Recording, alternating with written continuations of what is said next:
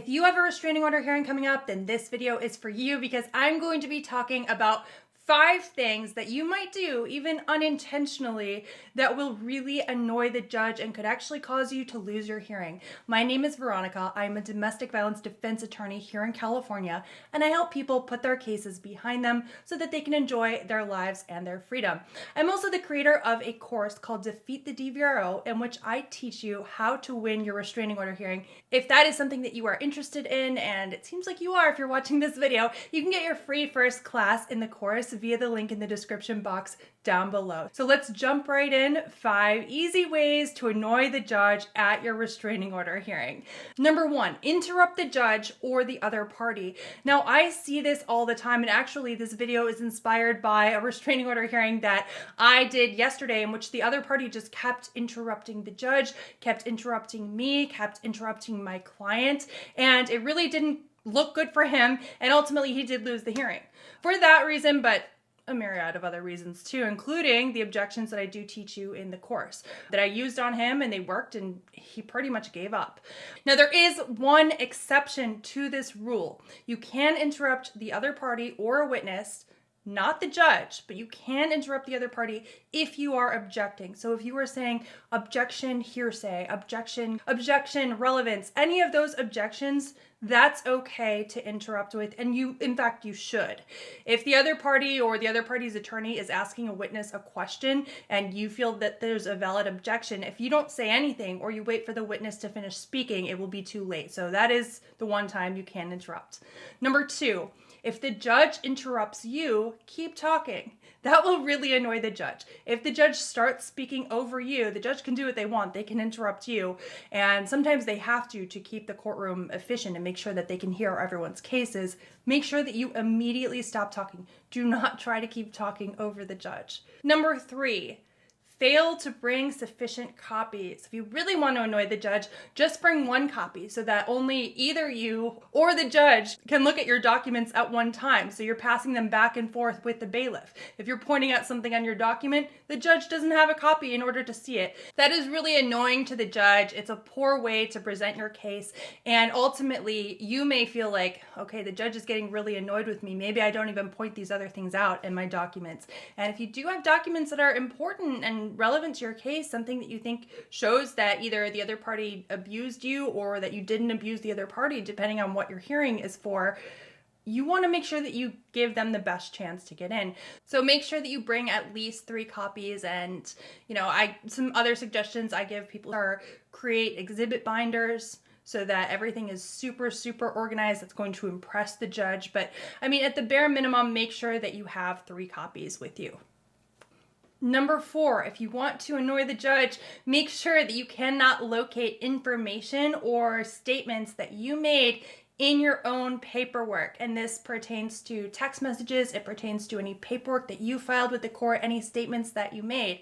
At this hearing that I had yesterday, the other guy didn't even bring a copy of the paperwork that he had filed. So he's basically expecting the judge to look through all of his paperwork and find something that he claims is in there. His exact statement, and I wrote it down because I knew I was going to use it for a video, was, "I don't have a copy, but it's there for sure."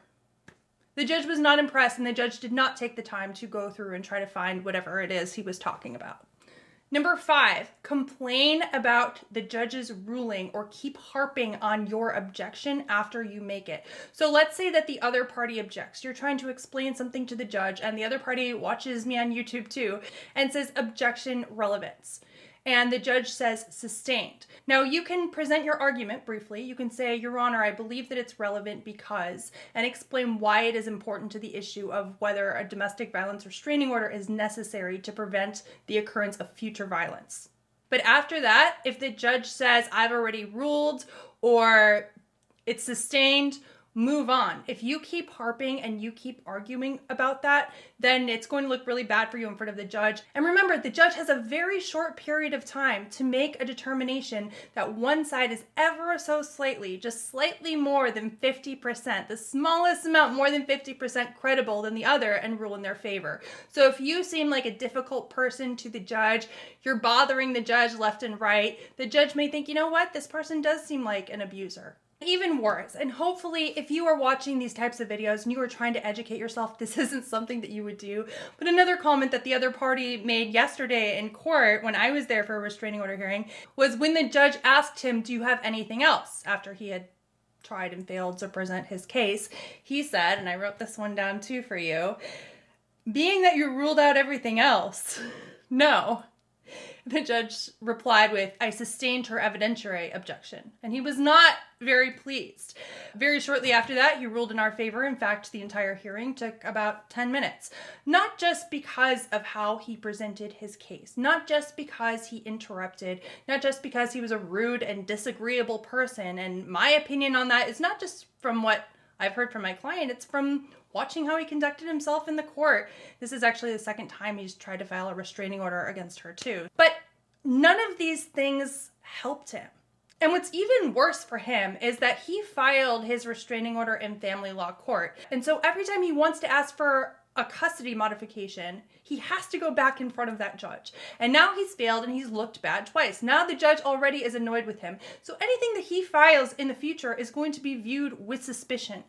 It's important to remember, and I don't think that this was in his mind when he said, being that you ruled out everything else, don't burn your bridge, right? Even if you're thinking, well, Veronica, in my courthouse, there's a separate restraining order court. It's not my regular family law judge. So what? The judges move around all the time. You could end up with that judge in the future. And if you have children together, so you do have a family law court case, you guys are probably going to, hopefully not, but anytime you want to ask for any kind of modification until the child is 18, you have to go back into the court. I hope that you found this video helpful. And look, if you are trying to figure out how to represent yourself in a restraining order hearing, you can go all around YouTube, binge watching, trying to figure out the answers. But the thing is, you don't necessarily even know what the questions are, right? You don't know what you don't know. I teach you what you need to know in my restraining order course. So I encourage you, if you're going to represent yourself, at least go take your free first class. It explains what you can learn in the course, and you will learn things that I do not teach on YouTube, even in that free first class. You'll have a better idea of what you're going to have to figure out if you want your best chance at winning your restraining order hearing. Because the thing is, you can win. These are set up sort of like small claims where you can win representing yourself. You just have to know how to do it. You just have to be given the tools, which is what I do in the course. Anyway, if you did find this helpful, please don't forget to like, subscribe, and ring the bell.